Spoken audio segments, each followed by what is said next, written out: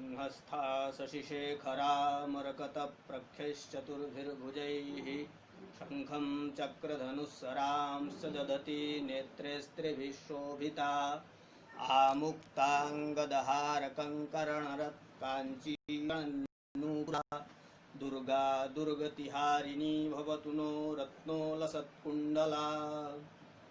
गुरुर्ब्रह्मा गुरुर्विष्णु गुरुर्देवो महेश्वरः गुरुः साक्षात् परब्रह्म तस्मै श्री गुरवे नमः।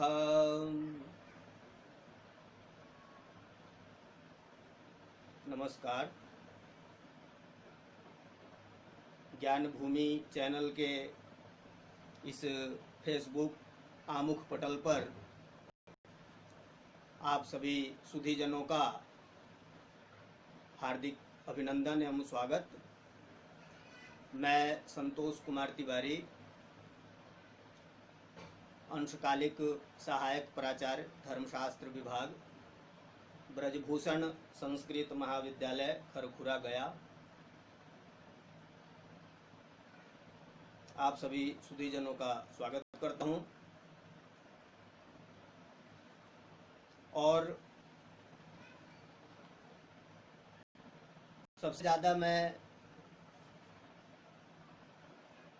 इस ज्ञान भूमि चैनल के कार्यकर्ताओं को देना चाहता हूं कि जो इस प्रकार के कार्यक्रम को कर रहे हैं और इस समय जो कि अभी पूरा विश्व जो है महामारी से जूझ रहा है और इसमें एक यही माध्यम बचा हुआ है जिससे हम अपना ज्ञान आदान प्रदान कर रहे हैं और कुछ सीखने समझने का हमें अवसर प्राप्त हो रहा है।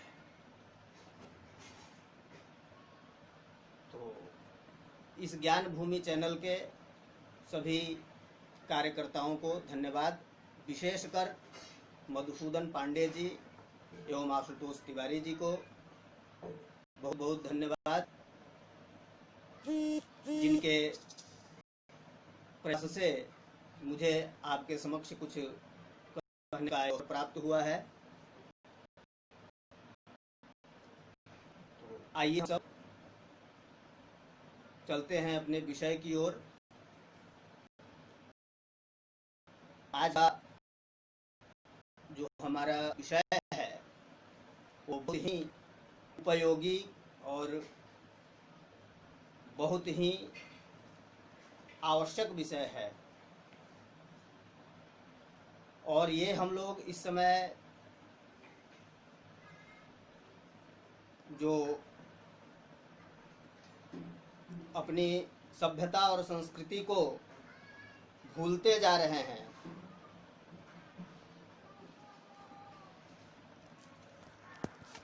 सभ्यता और संस्कृति को जो हम भूल रहे हैं, उसके लिए ये एक औषधि के रूप में काम करेगा।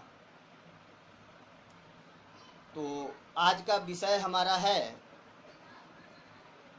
धर्मशास्त्र में विद्यार्थियों के लिए कर्तव्य।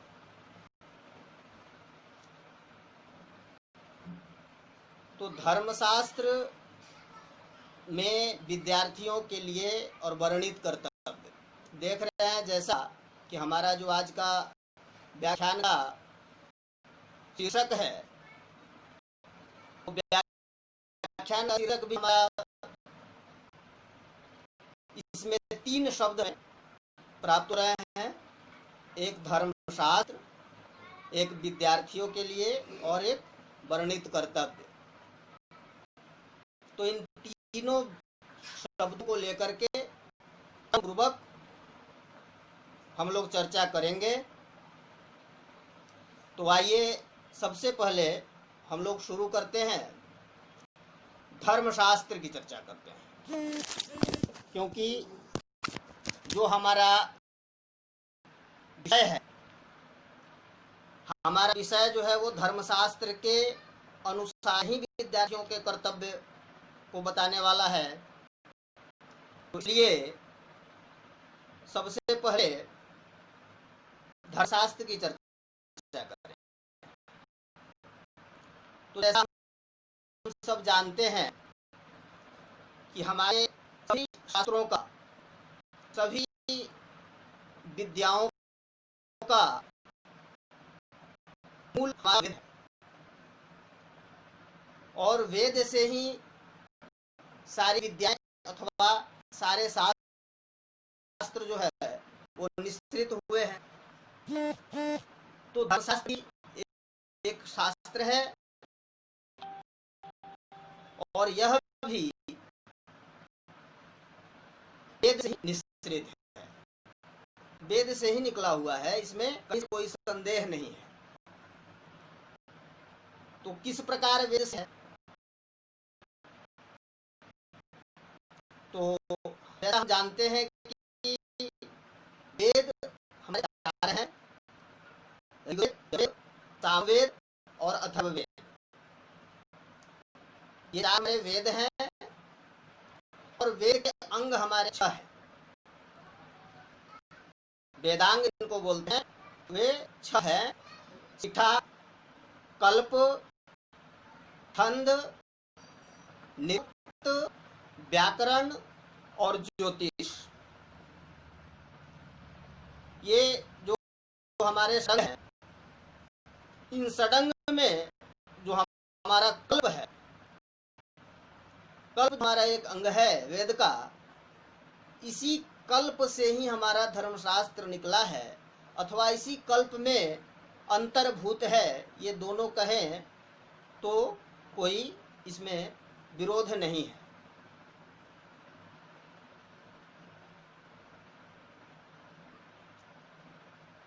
कल्प क्या है? कल्प सूत्र तो जो वेद में जो विहित कर्म है, वेद में हमारे याग इत्यादि अथवा और भी अनेक जितनी भी बातें जो बताए गए हैं, उन सभी कर्मों का क्रम पूर्वक एक एक करके क्रम से व्यवस्थित करके जो बताने वाला शास्त्र है वही कल्प शास्त्र है। और कल्प शास्त्र 4 प्रकार का जो कल्प सूत्र है, कल्प शास्त्र है, उसके सूत्र रूप में जो है वो 4 प्रकार के हैं। कौन कौन? श्रौत सूत्र, गृह्य सूत्र, धर्म सूत्र और शुल्ब सूत्र। तो श्रौत सूत्र क्या है? जो भी हमारा श्रौत याग इत्यादि जो हैं वो हमारे श्रौत सूत्र में प्राप्त होती है। जो गृह्य सूत्र है, उस गृह्य सूत्र में हमारे गृह अग्नि में किए जाने वाले संस्कार आदि जो है वो सब बताए गए हैं, वो गृह्य सूत्र में है। तीसरा जो है हमारा वो है धर्म सूत्र, और यही हमारा जो धर्म सूत्र है यही धर्मशास्त्र है, इसी से हमारा धर्मशास्त्र निकला है।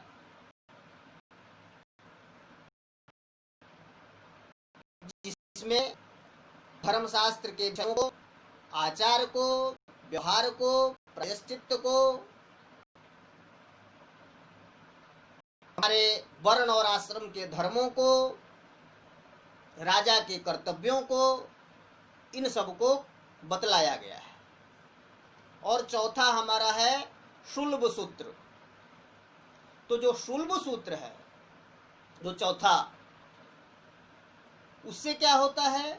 तो उसमें जो बताया गया है, जो हमारे यज्ञ होते हैं, यज्ञ में मंडप कैसा हो, यज्ञ में वेदी कैसे बनाई जाए, यज्ञ पात्र कैसे बने, कुंड आदि का निर्माण कैसे हो, ये सारी बातें जो है शुल्ब सूत्र में बताया गया है। तो ये चर्चा ये चारों पे हो गई, लेकिन हमको यहाँ देखना है जो तीसरे नंबर का जो हमारा धर्म सूत्र है, क्योंकि धर्म सूत्र से ही धर्मशास्त्र निश्रित है।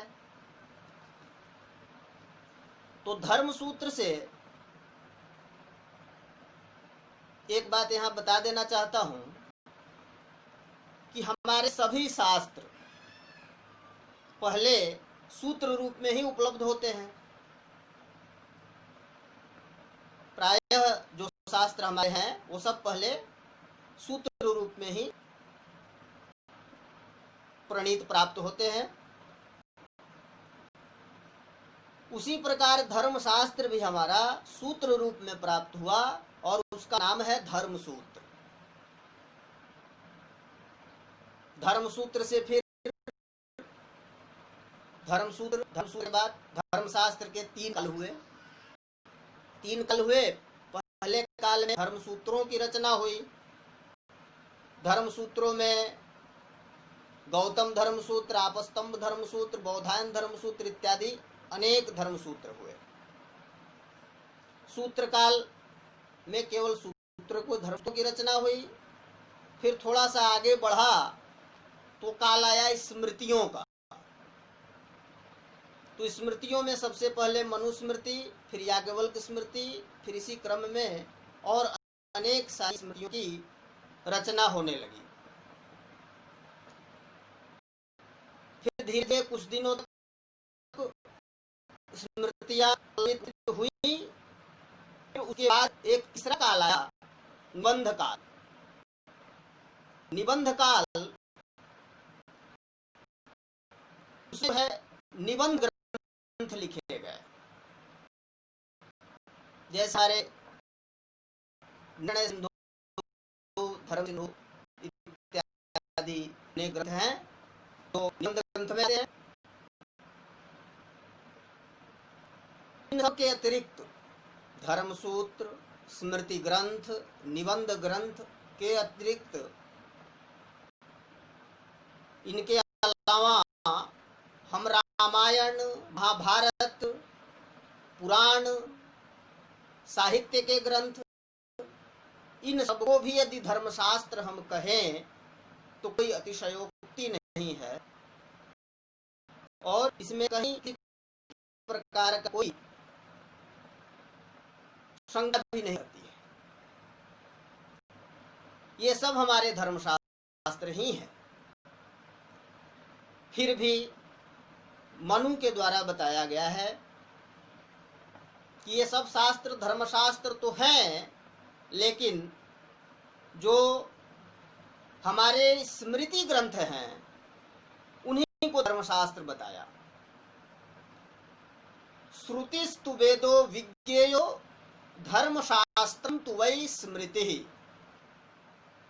श्रुति जो है वो वेद को समझना चाहिए और जो स्मृतियां हैं वो हमारे धर्मशास्त्र हैं। ऐसा मनु द्वारा बताया गया।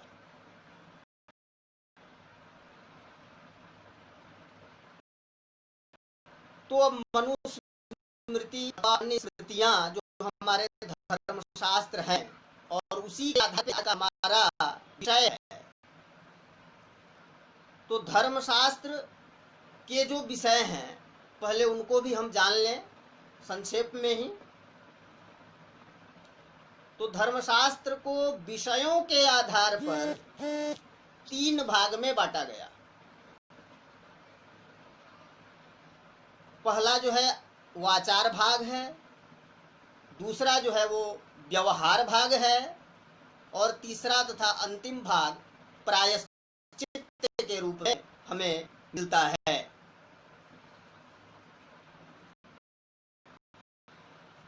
तो आचार भाग है, आचार भाग में क्या बताया गया है?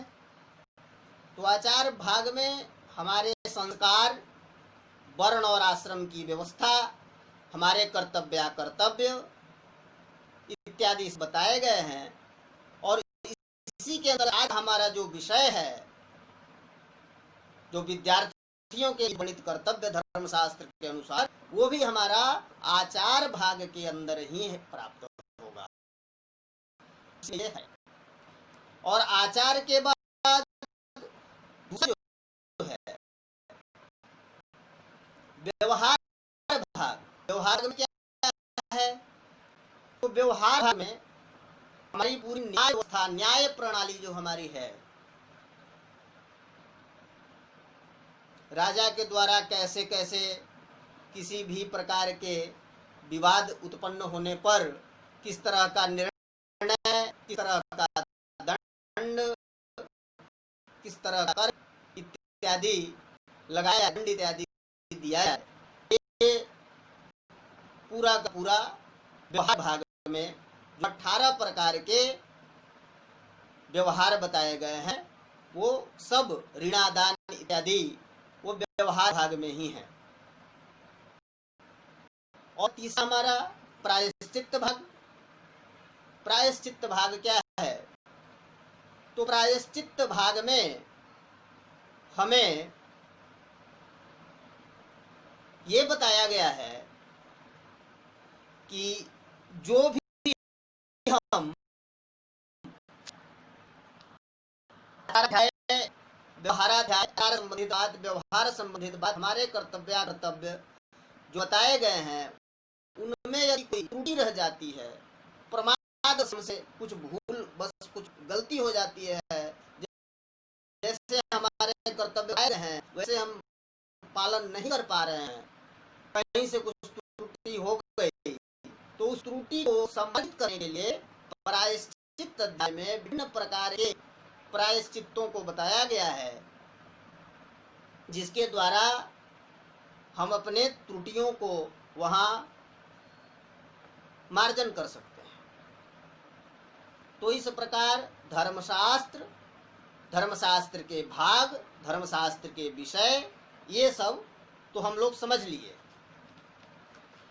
अब मुख्य चीज जिसके ऊपर यह व्याख्यान है, विद्यार्थी। तो विद्यार्थी है कौन? विद्यार्थी किसको बताया गया? तो विद्यार्थी हम तो यही जानते हैं कि जो भी विद्या प्राप्त करने वाला है, जो भी विद्या का इच्छुक है, जो सीखना चाह रहा है, सीख रहा है, वो सब विद्यार्थी है। और धर्मशास्त्र में भी यही बात बतलाई गई, वहां भी कोई इससे भिन्न नहीं है। वहां भी हमें मिलता है आपसम्ब धर्म सूत्र में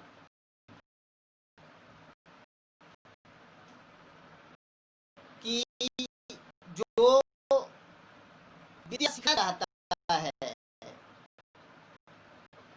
उसको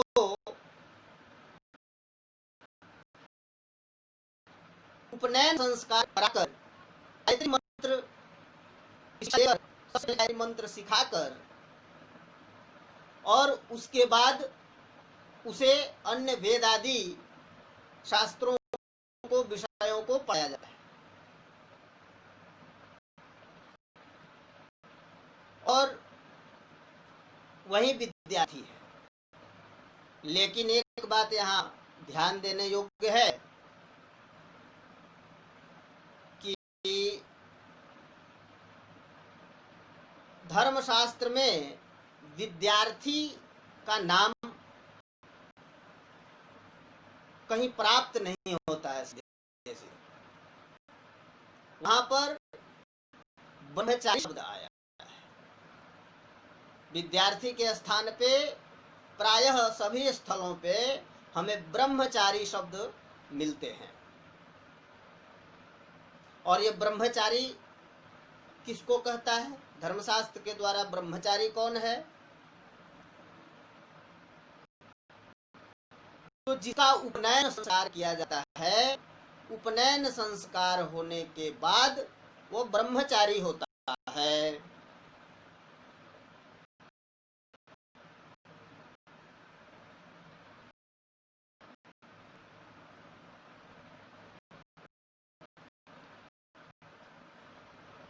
उपनयन क्योंकि सबसे मुख्य है उपनयन।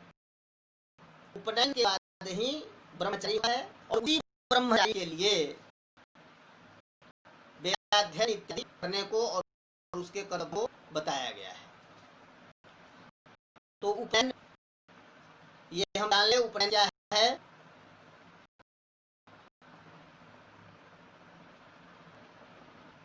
जैसा कि अर्थ है उप अर्थात समीप, नयन अर्थात ले जाना, समीप में ले जाना। तो प्रश्न यहाँ उठता है किसके समीप में ले जाना? तो उसके उत्तर में है आचार्य के समीप। किस लिए ले जाना? तो वेदाध्ययन इत्यादि के लिए ले जाना, आचार विचार के शिक्षण के लिए ले जाना। तो उपनयन का काल भी बताया है धर्मशास्त्र में। उपनयन का काल बताया कि कब जो है उपनयन करें और उसके बाद वो ब्रह्मचारी बने, विद्यार्थी बने, फिर उसके बाद उसके बताया जाए। इसलिए 3 वर्णों जो बीज है के लिए ब्राह्मण, क्षत्रिय और वैश्य, इनके लिए उपनयन का काल बताया। क्रम से ब्राह्मण के लिए 8 वर्ष, क्षत्रिय के लिए 11 वर्ष और वैश्य के लिए 12 वर्ष। इस काल में, इस आयु में इनका उपनयन करके गुरु के समीप ले जाकर, आचार्य के समीप ले जाकर और उनको विद्यादान कराना चाहिए, ऐसा निर्देश है शास्त्र का। ये तो एक सामान्य नियम है, मुख्य काल है। और कुछ विशेष काल भी, विशेष काल जैसे विशेष काल अर्थात जैसे ब्राह्मण कोई है, अपने पुत्र को चाह रहा है कि मेरा पुत्र ब्रह्म वर्चस्वी बने, तो उसके लिए वो 8 वर्ष नहीं बल्कि उसके और पहले ही 5 वर्ष की आयु में उसका उपनयन कर दे। इसी प्रकार यदि क्षत्रिय भी अपने बालक का यदि चाहता है कि वो बलशाली हो, बहुत सेना वाला हो,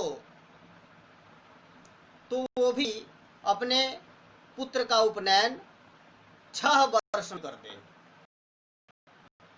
इसी प्रकार यदि चाह रहा है कि मेरा पुत्र बहुत धन धान्य वाला हो, धनाढ्य बने, तो 8 वर्ष की आयु में उसका उपनयन करना चाहिए और फिर उसकी संज्ञा ब्रह्मचारी की अर्थात विद्यार्थी की हो जाती है और उसका अध्ययन और उसके बहुत सारे कर्तव्य वहां से प्रारंभ हो जाते हैं। ये उपनयन के काल हुए। उपनयन यहाँ बताना इसलिए अनिवार्य है क्योंकि उपनयन ही मुख्य रूप से विद्यार्थी जो धुरी कही जाती है, मुख्य केंद्र जो है वो उपनयन ही है। यदि उपनयन की चर्चा यहाँ नहीं की जाए तो सब छूट जाएगा। इसलिए उपनयन की थोड़ी विस्तृत चर्चा हो रही है, फिर कर्तव्य पे हम लोग अपने पहुंचेंगे। ये मुख्य काल हुआ, इसमें उपनयन हो जाना चाहिए। विशेष काल भी बताया, विशेष काल के बाद भी इनका एक अंतिम काल भी बताया वर्ण के अनुसार। अंतिम काल बताया ब्राह्मण के लिए 16 वर्ष की आयु तक उपनयन हो जाना चाहिए, क्षत्रिय का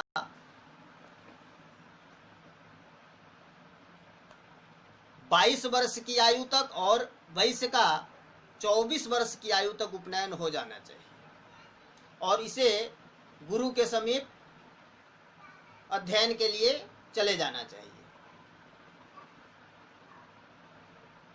और इस समय तक यदि उपनयन इनका नहीं किया जाए तब क्या होगा?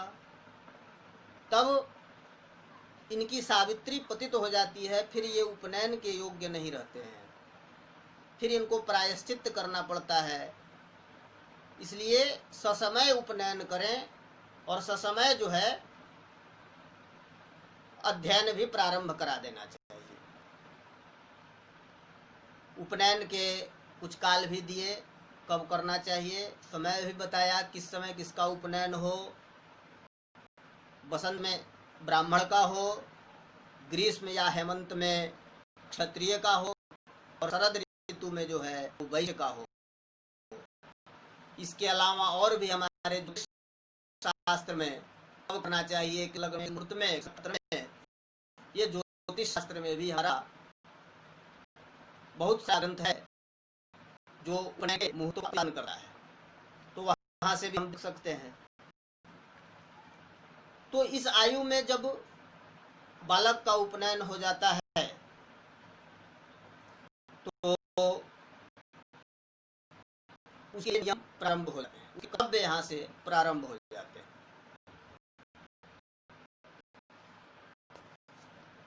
उसका मतलब क्या है, सबसे पहले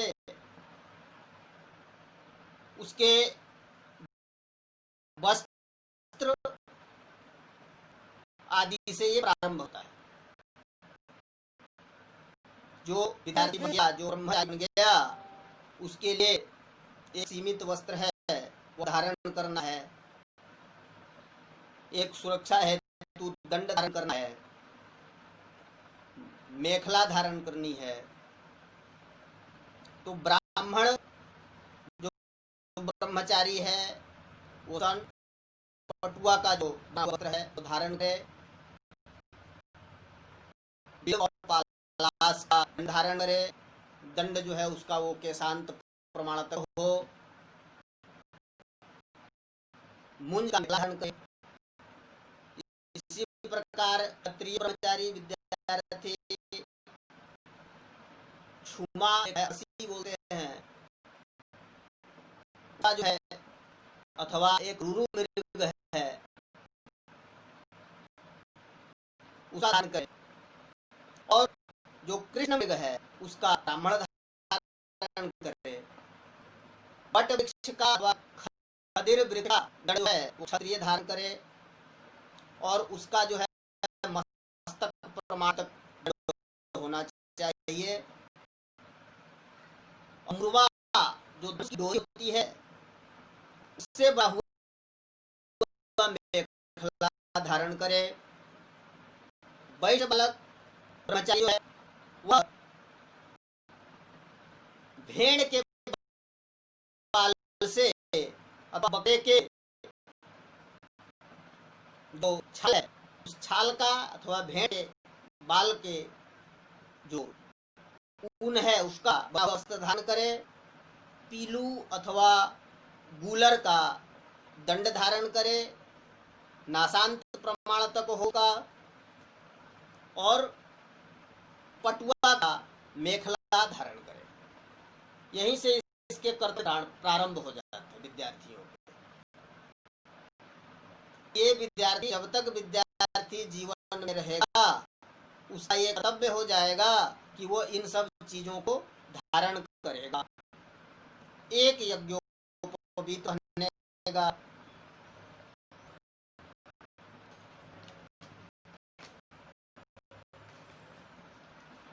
और क्या क्या करेगा इसके बाद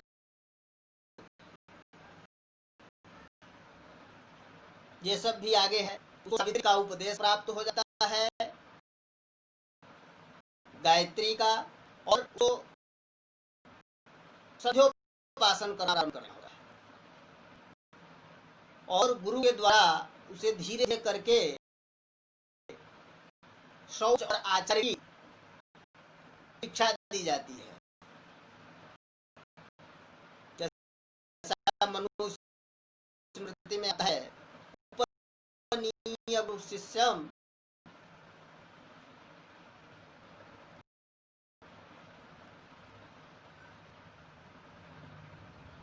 उसी में आता है, वेद को पढ़ाने के साथ साथ शौचाचारांश शिक्षेत,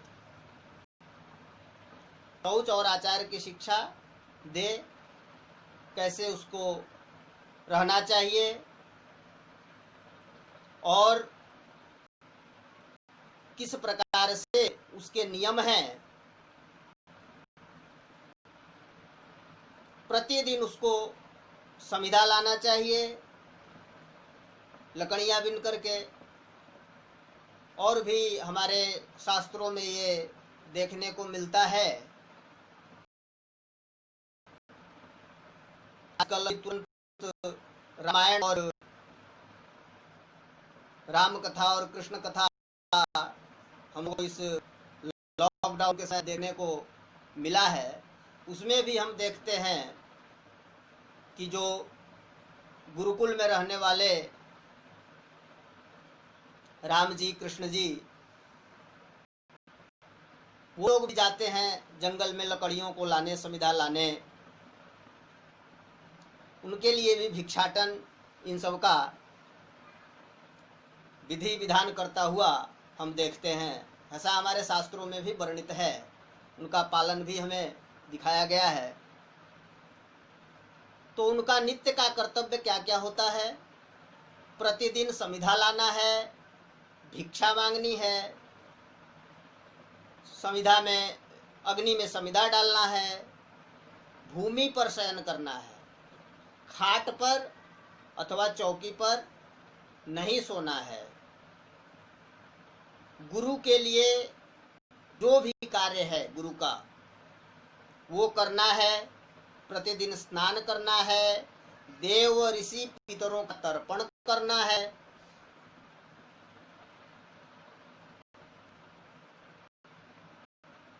और इसके अतिरिक्त कुछ और भी स्मृतियां हैं, और भी आचार्य हैं, हमारे धर्मशास्त्रकार हैं, वे कुछ और भी बताते हैं। प्रतिदिन आचमन करना है, गुरु की सेवा करनी है,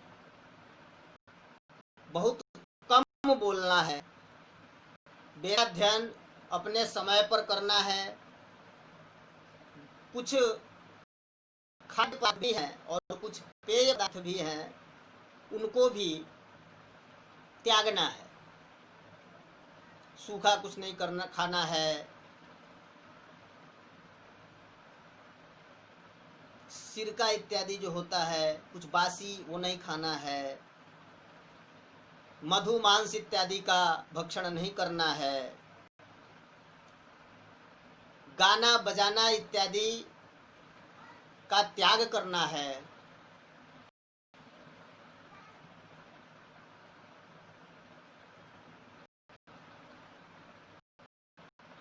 और प्रतिदिन भिक्षा मांगना है। और भिक्षा किससे मांगना है ये भी बताया, जो तिरस्कार करे। भिक्षा मांगने के लिए वाक्य का कैसे प्रयोग करना है ये वर्ण के अनुसार बताया।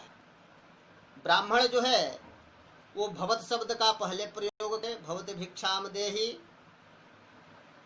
क्षत्रिय जो है वो मध्य में भिक्षाम भवति देहि, और वैश्य जो है वो अंत में भिक्षाम देहि भवति। ऐसा करके भिक्षा याचना करे, और भिक्षा उसी से याचना करे जो प्रेम पूर्वक दे दे। और सज्जन अपने कर्तव्य का पालन जो कर रहा हो, जो अपने आश्रम का पालन कर रहा हो, ऐसे व्यक्तियों के घर जाकर के, ऐसे गृहस्थों के घर जाकर के उसे भिक्षा मांगनी चाहिए। और भिक्षा में जो भी प्राप्त हो, लोभ त्याग कर और तब समर्पित कर देना चाहिए। ये उसका प्रतिदिन का कर्तव्य है। यदि प्रतिदिन समिधा लाना, भिक्षा मांगना, ये काम नहीं है, और ऐसा यदि 7 दिन बीत जाता है तो उसे ऐसे नहीं करना है। इसका विधान शास्त्र में, हमारे धर्म शास्त्र में प्राप्त होता है।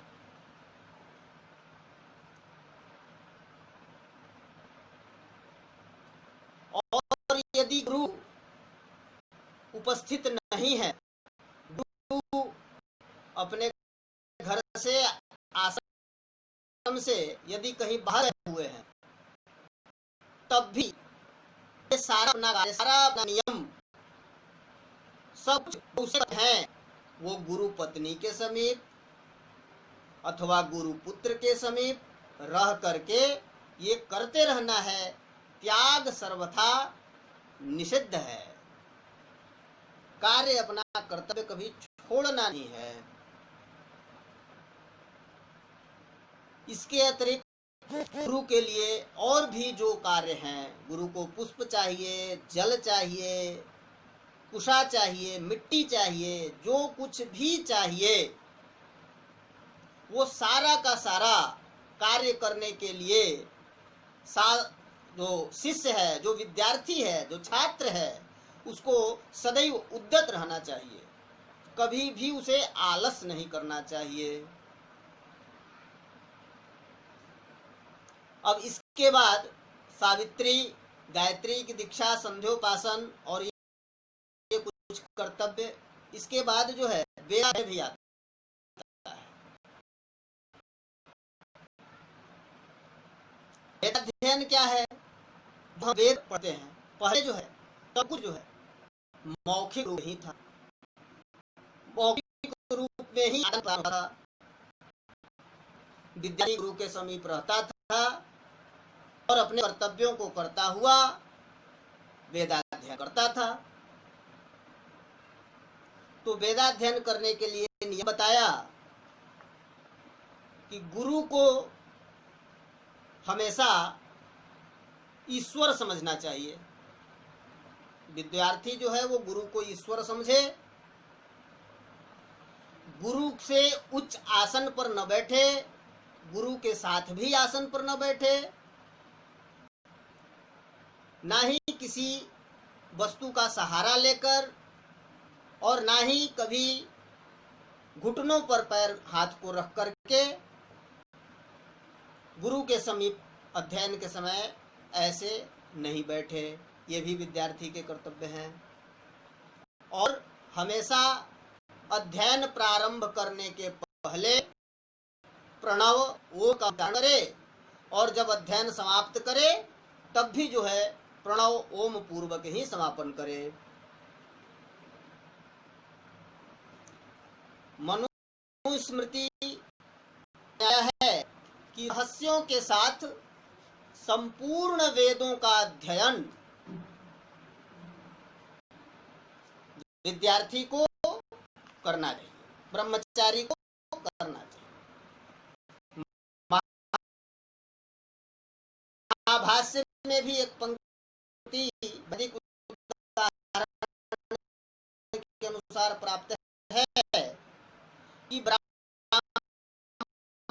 को किसी कारण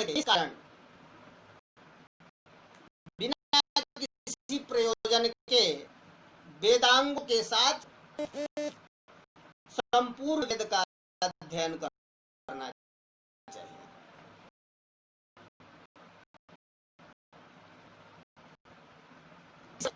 विद्यार्थियों तो विद्यार्थियों के जो गुण है वो कौन है कि विद्यार्थी सदैव जो है बाहर और भीतर से पवित्र हो।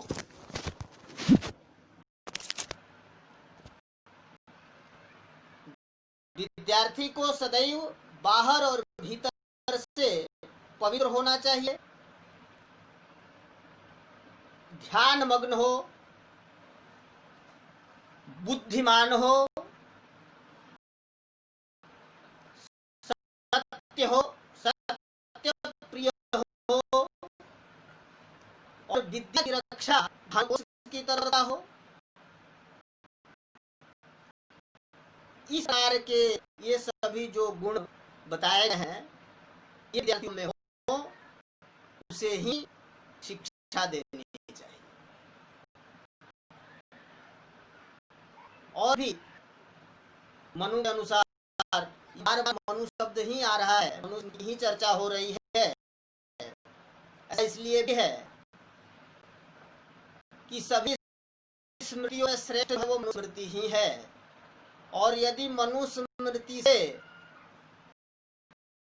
जो अतिरिक्त कोई स्मृति मनुस्मृति के बातों को न बताए, उसके बातों का उल्लंघन करे,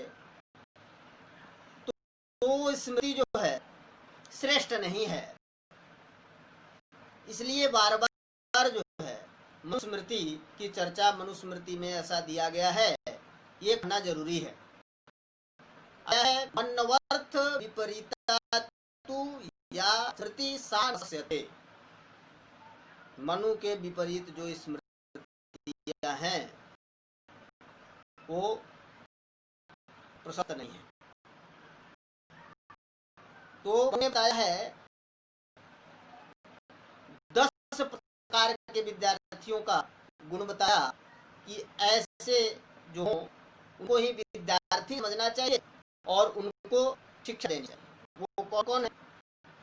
गुरुपुत्र, गुरु की सेवा करने वाला, जो गले में ज्ञान रखे, धर्म ज्ञानी हो, शरीर और मन से जो है वो पवित्र हो, सत्यवादी हो, अध्ययन करने एवं धारण में जो समर्थ हो और धन दे सके। इसी चर्चा मनुस्मृति में प्राप्त है। और आज हम तो ये देखते हैं कुछ गुण हो या न हो, लेकिन ये धन से विद्या प्राप्त करना तो वर्तमान में ये दृष्टिगोचर हो रहा है। और जो निकट संबंधी हो उनको भी शिक्षा देनी चाहिए, उनको भी पढ़ाना चाहिए। याज्ञवल्क्य मनु के बाद की स्मृति ये भी कहा जाता है कि मनु के बाद याज्ञवल्क्य है, लेकिन मनु स्मृति से कुछ जाते उसको जो है समान याज्ञवल्क्य के हिसाब से भी कुछ और गुण हैं। विद्यार्थी को कृतज्ञ होना चाहिए, गुरु से घृणा करने वाला हो, असत्य न बोले, स्वस्थ हो, व्यर्थ का छिद्रान्वेषण न करा, वो विद्यार्थी है। और सदैव विद्यार्थी गुरु अपने आचार्य के नियंत्रण में चाहिए और उनका आशीर्वाद लेना चाहिए और उनके ही अनुसार कार्य भी करना चाहिए। गौतम का भी कहना है, गौतम धर्मसूत्र, गौतम जो है ऋषि हैं, वो भी कहते हैं उसे प्रतिदिन स्नान करना चाहिए, सूर्य की ओर नहीं देखना चाहिए, असत्य भाषण नहीं करना चाहिए, मधु मांस का सेवन न करे, इत्र पुष्प माला इत्यादि गंधमाल्य इत्यादि का उपयोग न करे, दिन में शयन न करे, तेल मालिश न करे, अंजन अभ्यंजन न करे, उबटन न लगाए, यान यात्रा न करे, जूता छाता आदि का धारण नहीं करना चाहिए। इन सब का सार प्रस्तुत होगा, उसमें कुछ और बातें आएंगी इससे संबंधित। यहाँ बहुत सारी शंकाएं 2-3 उत्पन्न हो रही होंगी। एक जो 3 वर्ण की ही शिक्षा के बारे में बताई गई, चौथा वर्ण स्त्री, ये सब नहीं बताया गया, और यहाँ ये सब चीजें भी मना है। तो ये सब आगे करेंगे, पहले इस क्रम को संपन्न कर लिया जाए।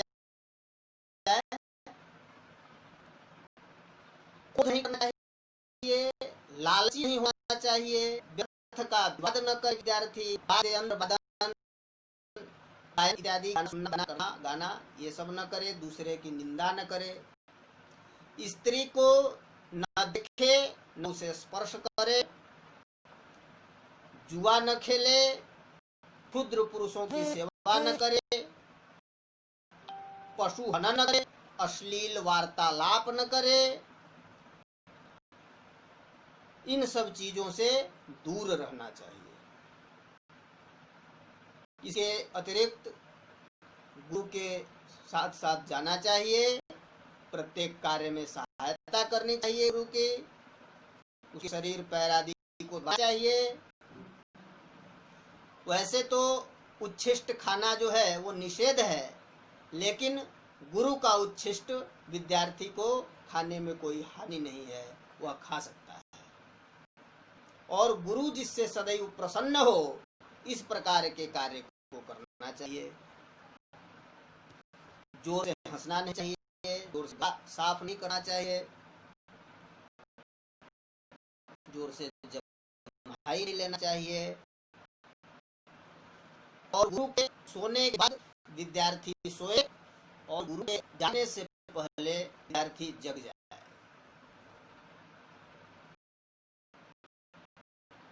और गुरु के जो भी उनकी क्रियाकलाप हैं उनका वो मजाक न बनाए।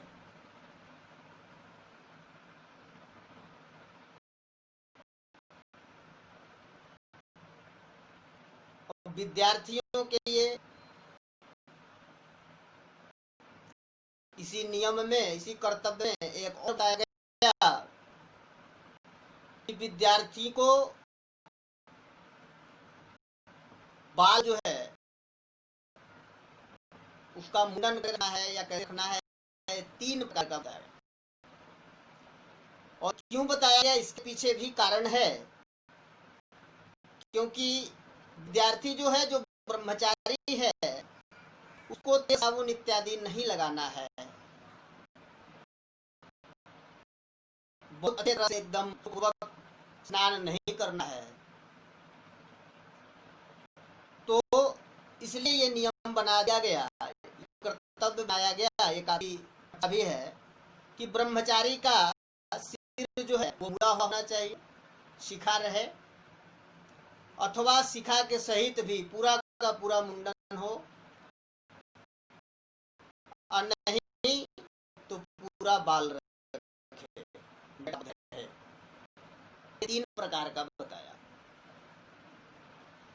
गुरु की उपस्थिति अथवा अनुपस्थिति में भी विद्यार्थी जो है उनका नाम न ले, उनका नाम लेना भी हो तो उनकी जो पदवी है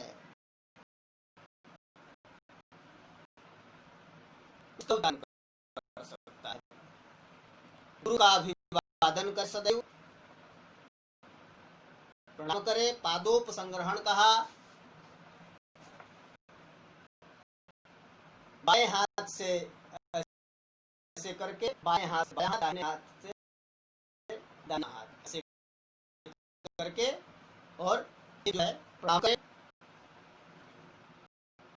प्रणाम करने के बारे में बहुत शक्ति आचार्य ने बरती है। कुछ स्थिति में प्रणाम नहीं करना है,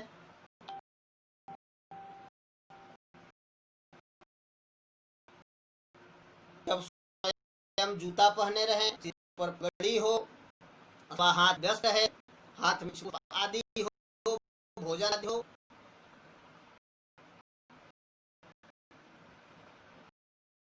अग्नि देवता ऋषि अथवा श्राद्ध आदि कर रहे हो अथवा कर रहे हो अथवा कर रहे हो, उस स्थिति में ही अभिवादन करने को मना किया गया।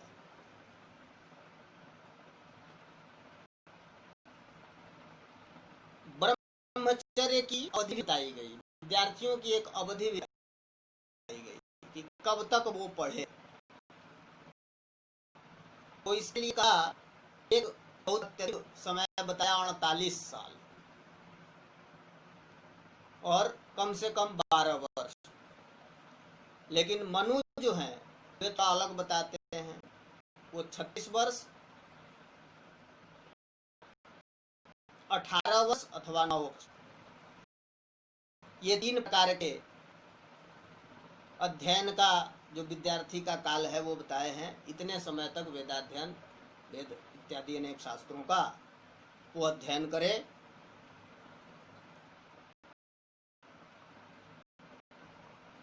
अध्ययन के विषय अब आते हैं, जो पीछे हम लोग ब्राह्मण, क्षत्रिय और वैश्य का ही उपनयन बताया, उनको ही ब्रह्मचारी बताया, उनको ही विद्यार्थी बताया, उनको पढ़ने के बाद। तो स्त्रियों और जो चतुर्थ वर्ण हमारा है, शूद्र वर्ण है, उनके लिए क्या है, वे नहीं पढ़ते थे, वे विद्यार्थी नहीं है। तो ऐसा नहीं है, उनके लिए भी नियम है। हम लोगों ने बहुत सारी विदुषियों के नाम शास्त्र में देखे हैं, तो वो लोग भी पढ़ती थी, ससमय वो भी अपना अध्ययन प्रारंभ करती थी। मनु के द्वारा ही प्राप्त होता है कि स्त्रियों का सब कुछ ससमय संस्कार होता था, लेकिन बिना मंत्रों के होता था। केवल विवाह ही समंत्रक मंत्र के साथ किए जाते थे। हमारा जो चतुर्थ वर्ण है, उनके लिए भी विद्या की व्यवस्था, उनके लिए भी शिक्षण की, शिक्षा की व्यवस्था थी।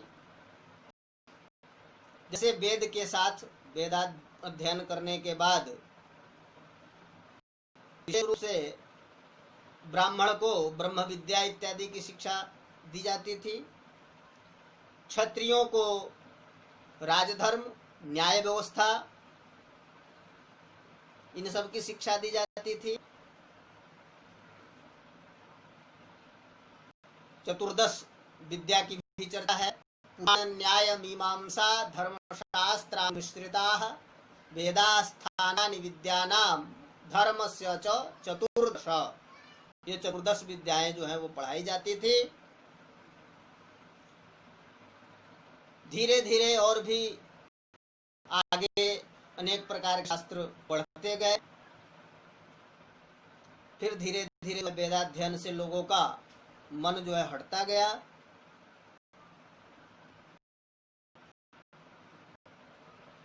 तो मुख्य वेदाध्ययन करके जिसे भी जिस शास्त्र में, जिस विद्या में रुचि थी, वो पढ़ना धीरे शुरू कर दिए।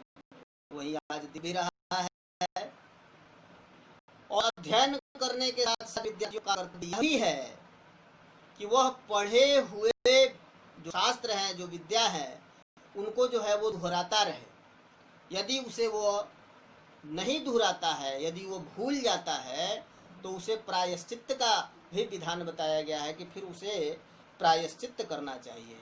इसलिए विद्यार्थियों के लिए बहुत ही कड़ा नियम हमें शास्त्र में दिखता है। और विद्यार्थियों को कुछ शुल्क तो नहीं देना होता था, लेकिन जब वो अध्ययन कर लेता था, जब वो समावर्तन का संस्कार, उसका जब समावर्तन संस्कार होता था, स्नान करना होता था, तब वह गुरु को दक्षिणा अवश्य देता था। क्योंकि बताया है कि बिना गुरु को दक्षिणा दिए उसकी विद्या फलीभूत नहीं होती। तो वेदाध्ययन अध्ययन पूरा करने के बाद गुरु को दक्षिणा दी जाती थी।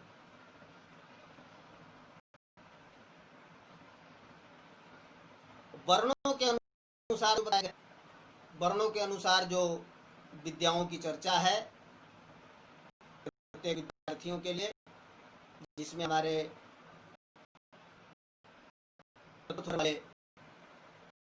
भाई हमारे जो छूट गए हैं, तो वो छूटे नहीं हैं, उनका उपनयन नहीं है, इसलिए यहाँ चर्चा नहीं है। लेकिन इसके अतिरिक्त बहुत जगह ये प्राप्त है कि जो पढ़ना जाता था,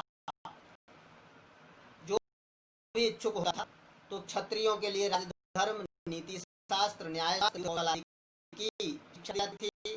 ब्राह्मणों को ब्रह्म विद्या की शिक्षा दी जाती थी, उपनिषद इत्यादि की। वैश्यों के लिए वाणिज्य विद्या, पशुपालन, खेती, क्रय विक्रय की शिक्षा दी जाती थी।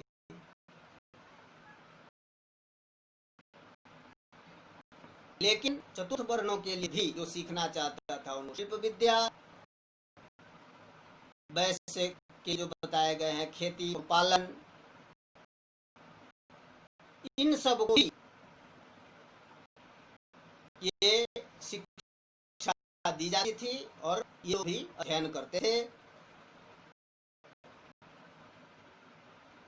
इसी के अंतर्गत विद्यार्थी के लिए उपनयन के बाद के व्रत और हैं महायामनी, महाव्रत, उपनिषद और गोदान। ये उपनयन के बाद और समावर्तन के लिए होता था।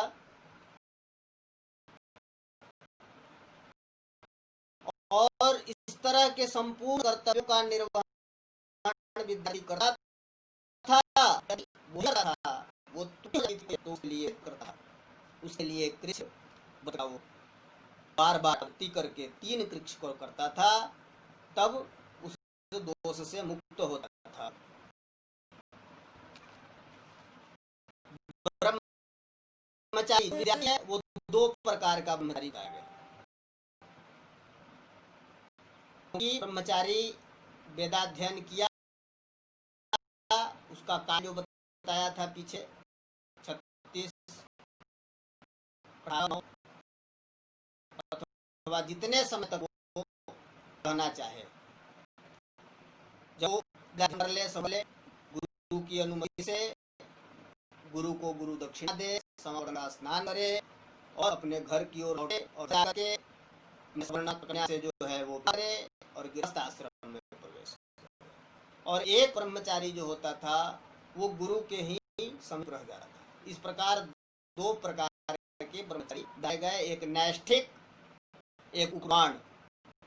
नैष्ठिक ब्रह्मचारी सदैव रह जाता था आचार्य घर में ही, गुरुकुल में ही, गुरु के समीप, और जो उपकुर्वाण है वो समावर्तन के बाद जाकर के और गृहस्थ में प्रवेश करता था।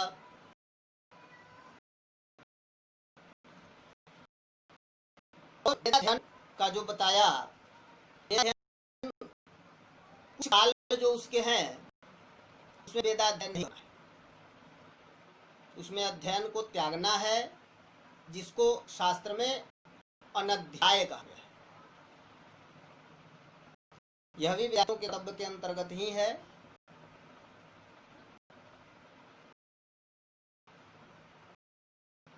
और इन्हीं सब जो अध्याय में काल बताया है, इसी के आधार पर आज भी अनेक संस्कृत संस्थानों में, संस्कृत शिक्षा संस्थानों में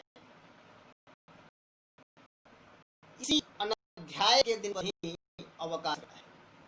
तो आइए देखते हैं कौन दिन है। पहली तिथि प्रतिपदा, अष्टमी, चतुर्दशी, अमावस्या, पूर्णिमा तिथि में दिन भर वेदाध्ययन बंद रखा जाता है।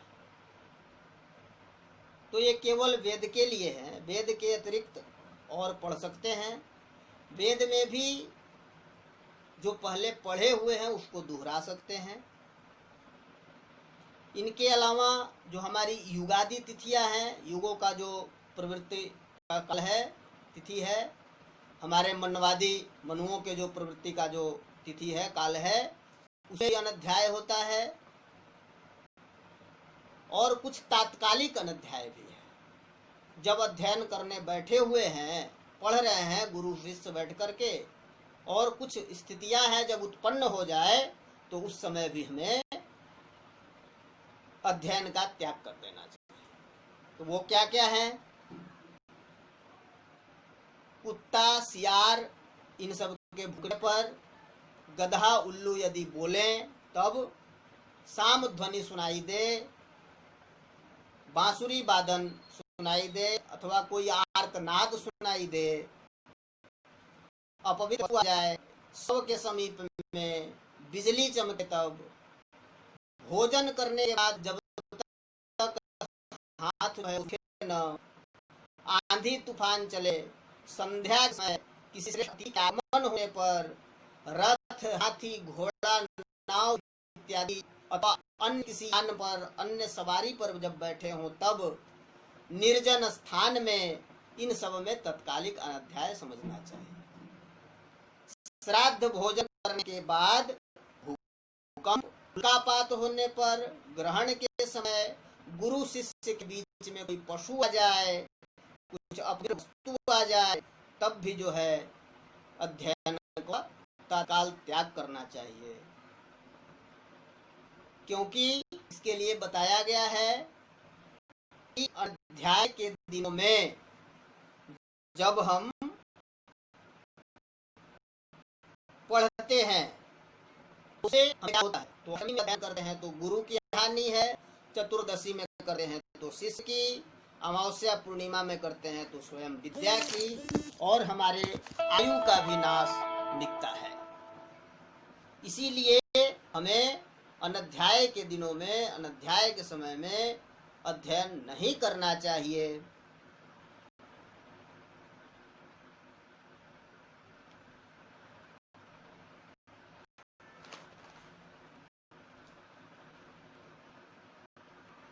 अब जो ब्रह्मचारी रहते हुए जो विद्यार्थियों के कर्तव्य बताए गए हैं वो समावर्तन के बाद ठीक हो जाते हैं। ये कहना इसलिए जरूरी है कि आगे जब समापन करेंगे तो वहाँ आवश्यकता पड़ेगी। इस प्रकार विद्यार्थियों के सारे कर्तव्य हम लोग श्रवण किए। इसमें भी जब विद्यार्थी अध्ययन समाप्त कर लेता है, समावर्तन जब उसका होता है तो वो स्नातक बन जाता है। जैसे समावर्तन के जगह पर आज का जो दीक्षांत होता है, दीक्षांत समारोह, उसको हम कह सकते हैं। तो जो पूरा अध्ययन कर लिया, वो समावर्तन का स्नान कर लिया, तब वह हो जाता है स्नातक। और स्नातक 3 प्रकार के, विद्या स्नातक, व्रत स्नातक और तीसरा विद्या व्रत स्नातक अथवा उभय स्नातक। इनमें भेद क्या है? तो जो विद्या स्नातक है उसको वेद स्नातक भी कहते हैं। वो पूरा संपूर्ण वेदों का अध्ययन संपूर्ण कर चुका है, समाप्त कर चुका है। और जो व्रत स्नातक है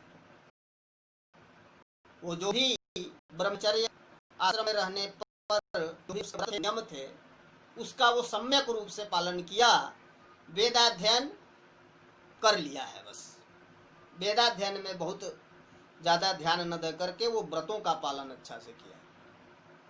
और हम भी जब अपने आसपास देखते हैं, अपने विद्यार्थियों में, अपने साथियों में जब हम ऐसा देखते हैं, अथवा जब शिष्यों में भी देखते हैं, अथवा अपने गुरु भाइयों में, तो हमें इस तरह के विद्यार्थी मिलते हैं कि जो नियम पालन करते हैं, कुछ बस पढ़ते हैं। और एक जो है वो विद्या स्नातक जो है वो दोनों तत्परता से करता है। वो वेदाध्ययन भी संपूर्ण किया और जो नियम व्रत है उनको भी वो पूरा अच्छा से पालन किया, पूरा व्रत किया। तो इस प्रकार 3 प्रकार के स्नातक होते हैं। और जब समावर्तन का स्नान हो जाता है तो जो ब्रह्मचारी रहते हुए हमें कुछ चीजों का निषेध, शरीर का श्रृंगार नहीं करना है, बहुत अच्छे से सुखपूर्वक स्नान नहीं करना है, जूता छाता माल आदि नहीं करना है, इत्यादि जो है अभ्यंगन नहीं करना है, ये सब पगड़ी धारण नहीं करना है, ये सब स्नातक के बाद ये सब हम विद्यार्थी है वो धारण करते हैं।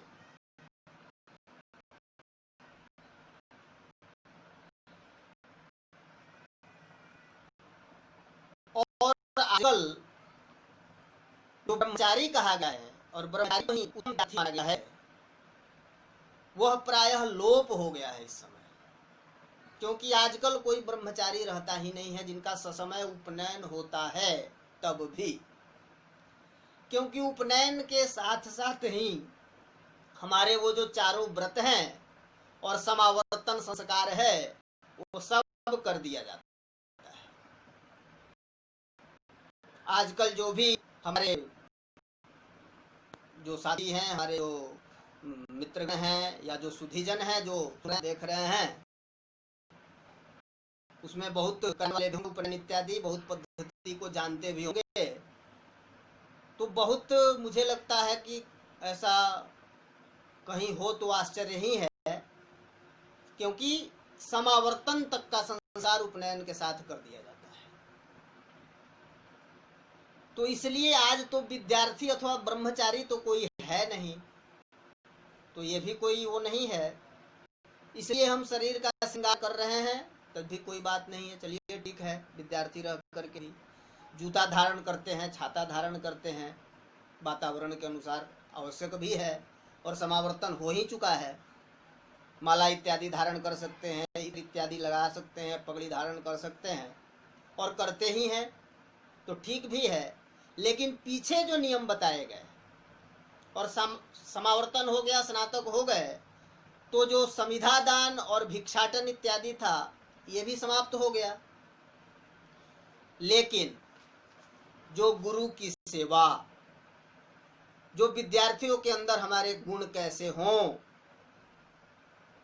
हम अनुशासन युक्त रहें, सदैव अपने गुरु की सेवा करें, उनका हित करें, उनसे अध्ययन करें, उनकी सेवा करें, अखाद्य और अपेय पदार्थों से दूर रहें, अश्लील वार्तालाप इत्यादि ये सब जो चीजें हैं जो हम लोग सुने, ये सब तो स्नातक होने के बाद भी ये नियम और कर्तव्य वैसे ही ज्यों के त्यों यहाँ भी रहते हैं।